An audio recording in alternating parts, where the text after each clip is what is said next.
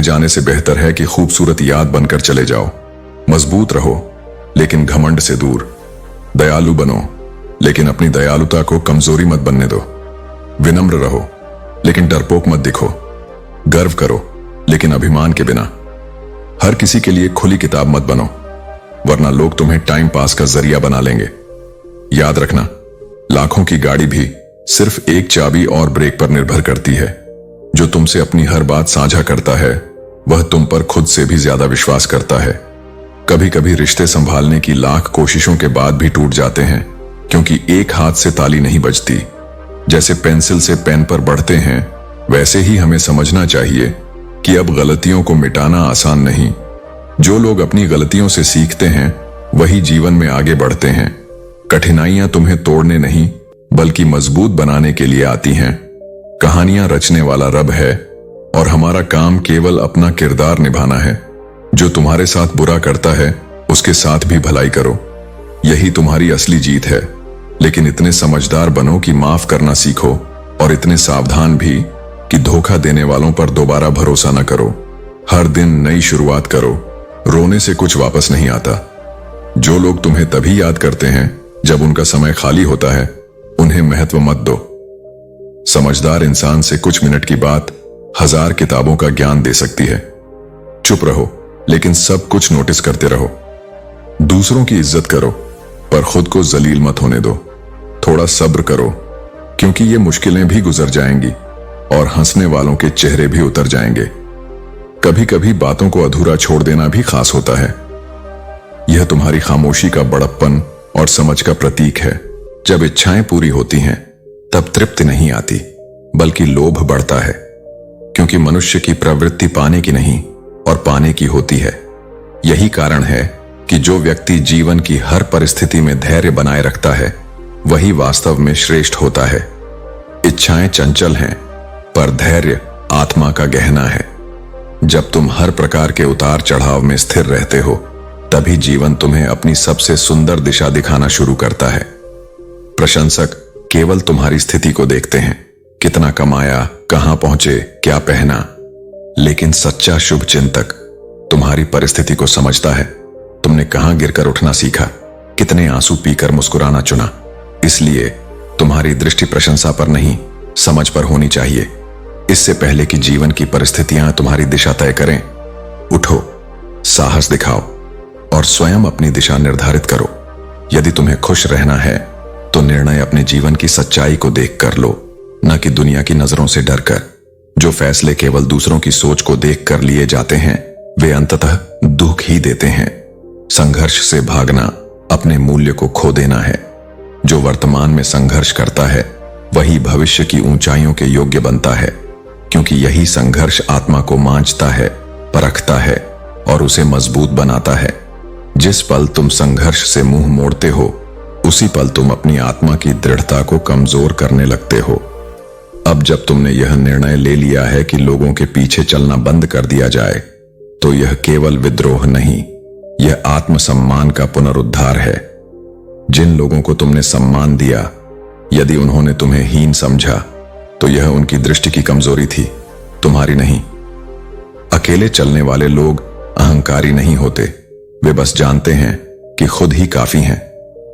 तुम्हारी सबसे बड़ी जिम्मेदारी यह नहीं कि तुम सबको प्रसन्न रखो, बल्कि यह कि स्वयं को मजबूत बनाओ।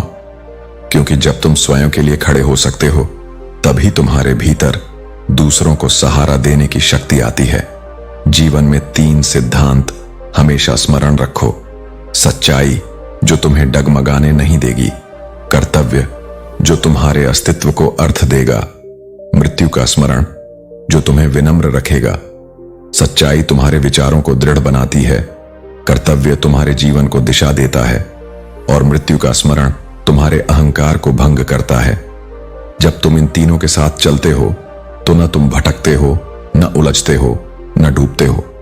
अपनी चुनौती पर ध्यान दो, अपने रास्ते, अपने उद्देश्य, अपनी साधना पर केंद्रित रहो। दूसरों की तुलना, उनकी गति, उनकी प्रशंसा या आलोचना, इनसे विचलित मत हो, क्योंकि जीवन की यात्रा अकेले तय होती है और अंतिम उत्तरदायित्व भी केवल तुम्हारा ही होता है। धन आवश्यक है, परंतु उसे केवल जेब में रखो मन में नहीं। जब धन दिमाग में आ जाता है तब मनुष्य अपने वास्तविक मूल्य को भूल जाता है। इस संसार में लोग तभी तक तुम्हारे साथ होते हैं जब तक उन्हें तुम्हारी आवश्यकता होती है। जैसे ही परिस्थितियां बदलती हैं वैसे ही रिश्तों की दिशा भी बदल जाती है। हर कोई बुलंदियों तक पहुंचना चाहता है, लेकिन दूसरों को गिराने का स्वभाव उसे नीचे ही बनाए रखता है। यदि सामने वाला क्रोधित हो तो मौन रहना ही श्रेष्ठ है, क्योंकि कुछ समय बाद क्रोध स्वयं समाप्त हो जाता है। छोटी सोच और विलासिता की लत मनुष्य को आगे नहीं बढ़ने देती। जो केवल सही समय का इंतजार करता है वह अपना संपूर्ण जीवन अवसरों की प्रतीक्षा में ही निकाल देता है। समय को अपने अनुसार मोड़ना सीखो, क्योंकि अवसर स्वयं नहीं आते, उन्हें बनाया जाता है। शायद एक दिन हम सभी एक दूसरे को केवल इस सोच में खो देंगे कि वह मुझे याद नहीं करता तो मैं क्यों करूं। लेकिन स्मरण रहे, प्रेम और संबंध लेन देन का व्यापार नहीं होते, वे हृदय से निभाए जाते हैं। नियत ही सबसे बड़ा निर्धारक है। हर वह व्यक्ति जो मैखाने में जाता है शराबी नहीं होता, और हर वह व्यक्ति जो मस्जिद में जाता है नमाजी नहीं होता। इस संसार में सबसे अधिक पीड़ा तब होती है जब तकलीफ देने वाला तुम्हारे हृदय के सबसे निकट हो। यदि एक बार किसी पर से विश्वास उठ जाए तो फिर वह व्यक्ति जो भी कहे, चाहे कसम हो या वचन, सब व्यर्थ प्रतीत होता है। जो व्यक्ति हृदय से विशाल होता है वह सच्चे मित्र बनाता है, और जो बुद्धि से प्रखर होता है वह अपने शत्रुओं को समाप्त कर देता है। मिट्टी से बना मनुष्य आज बाहरी सुंदरता पर गर्व करता है, लेकिन वास्तविक सौंदर्य आत्मा की पवित्रता में है। इस संसार में सुख एक ऐसा मूल्यवान तत्व है जिसे धन कभी खरीद नहीं सकता। जीवन में मत रुकना, मत हारना, क्योंकि अभी बहुत आगे जाना है। जिन्होंने कहा था कि तुमसे यह नहीं होगा, उन्हें अपने कर्मों से दिखाना ही वास्तविक उत्तर है। इस संसार में जितने भी चेहरे मुस्कुराते हुए दिखाई देते हैं उनमें से आधे से अधिक भीतर से टूटे हुए हैं। इसका कारण कोई बाहरी व्यवस्था नहीं, बल्कि स्वयं की आंतरिक व्यवस्था है। लोग दुखी हैं क्योंकि वे जानते तो हैं कि क्या सही है और क्या गलत, पर उस सही को जीने का साहस नहीं कर पाते। बुरी आदतें उन्हें जकड़े हुए हैं। आलस्य, नकारात्मक सोच, असंयम और मोह, इन सब का बोझ वह ढोते रहते हैं, और फिर उसी बोझ को नियति का नाम देकर जीवन की कठिनाइयों को स्वीकार कर लेते हैं। पर मैं कहता हूं, यदि तुमने अपनी कमजोरियों को अपनी प्रकृति मान लिया तो तुम कभी अपने आत्म स्वरूप को नहीं जान पाओगे। जो अपने भीतर परिवर्तन का साहस नहीं रखता वह संसार में कोई स्थायी परिवर्तन नहीं ला सकता। परिवर्तन का डर सबसे बड़ा बंधन है, और वही डर तुम्हारे भीतर छिपे तेज को ढक देता है। तुम्हारा ज्ञान तभी सार्थक है जब वह तुम्हारे कर्म में उतर आए। केवल जानने से कुछ नहीं बदलता। बदलाव तो तब आता है जब तुम अपनी बुरी आदतों को चुनौती देने का साहस करते हो। जब दिल टूटता है तब मनुष्य दो राहों पर खड़ा होता है। या तो वह फिर से किसी सहारे की तलाश करता है, या वह स्वयं को संबल बनाकर अपनी तकदीर बदलने का प्रण लेता है। याद रखो, जिनकी आत्मा मजबूत होती है वे बिखरने के बाद निर्माण करते हैं। तुम्हारे आंसू तुम्हारी हार नहीं है, वे तुम्हारी आंतरिक शक्ति का बीज हैं। उन्हें बह जाने दो, पर उसके बाद खुद को नए जीवन के लिए सींचो। अगर तुम हर समय किसी के लिए उपलब्ध रहोगे तो एक दिन वह तुम्हारी उपलब्धता को अधिकार समझेगा, मूल्य नहीं। इसलिए अपना मूल्य स्वयं पहचानो और स्वयं को सस्ता मत बनाओ। आत्मसम्मान त्याग नहीं है, यह आत्मबोध का पहला चरण है। जो अपने होने की गरिमा नहीं जानता वह दूसरों से सम्मान की अपेक्षा नहीं कर सकता। इसलिए हर संबंध में अपनी सीमा बनाओ और अपने अस्तित्व का आदर करो। इस संसार में कुछ भी स्थायी नहीं है, न दुख, न सुख, न लोग, न हालात। तो फिर क्यों अपने हृदय को हर छोटी सी परिस्थिति पर घुटन में डालते हो? समय जैसा भी हो वह बदलेगा। इसीलिए जब परिस्थिति प्रतिकूल हो तब डगमगाना नहीं, ठहरना, स्थिर होना और विश्वास बनाए रखना। याद रखो, खट्टी कैरी भी सही समय पर रसपूर्ण आम बनती है। बस धैर्य चाहिए और अपने भीतर पकने की समझ। तुम्हारा भाग्य किसी और ने नहीं लिखा, वह तुम्हारे संकल्प, तुम्हारे कर्म और तुम्हारे विचारों से निर्मित होता है।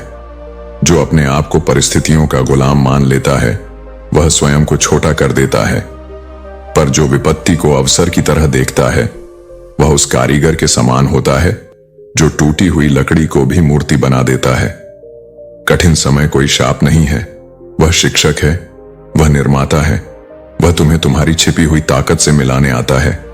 जो संघर्ष में घबराता नहीं वही विजेता बनता है। याद रखो, बुरा समय ही तुम्हें दुनिया की असली सच्चाई दिखाता है कि कौन तुम्हारा है, कौन केवल स्वार्थ से जुड़ा था, कि क्या वास्तव में मूल्यवान है और क्या केवल दिखावा था। इसलिए जब तुम्हारा जीवन डगमगाए तब घबराओ मत, वह तुम्हारे भीतर की शक्ति को जन्म देने का संकेत है। वह कहता है, अब जागो, अब उठो और वह बनो जो तुम वास्तव में हो। और जब तुम भीतर से उठ खड़े होते हो तो तुम्हें कोई परास्त नहीं कर सकता। तब तुम्हारे पास न केवल संकल्प होता है बल्कि मेरी कृपा भी तुम्हारे साथ होती है।